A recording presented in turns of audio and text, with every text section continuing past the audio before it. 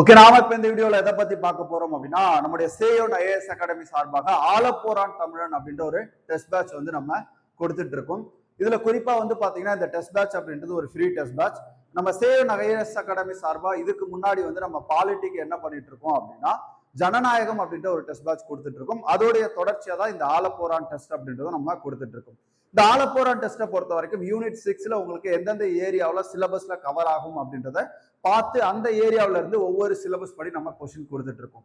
இப்போ நீங்க வந்து பாத்தீங்க அப்படின்னா இந்த வீடியோக்கு கீழே ஆலப்போரான் டெஸ்ட் 4க்கான கொஸ்டின் வந்து டிஸ்கிரிப்ஷன்ல பிடிஎஃப் இருக்கும். அந்த பிடிஎஃப் லிங்கை நீங்க என்ன பண்ணலாம் அப்படின்னா கிளிக் பண்ணி பிடிஎஃப் டவுன்லோட் பண்ணிட்டு அதுக்கப்புறம் ஓஎம்ஆர்ல டெஸ்ட் எழுதி பாருங்க.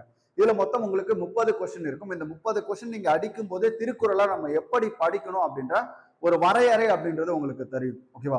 அப்போ இந்த ஆலப்போரான் தமிழன் டெஸ்ட் நம்பர் 4 வந்து பாத்தீங்க அப்படின்னா உங்களுக்கு திருக்குறள் டாபிக் கிட்டத்தட்ட 30 வினாக்கள் வந்து இருக்கும்.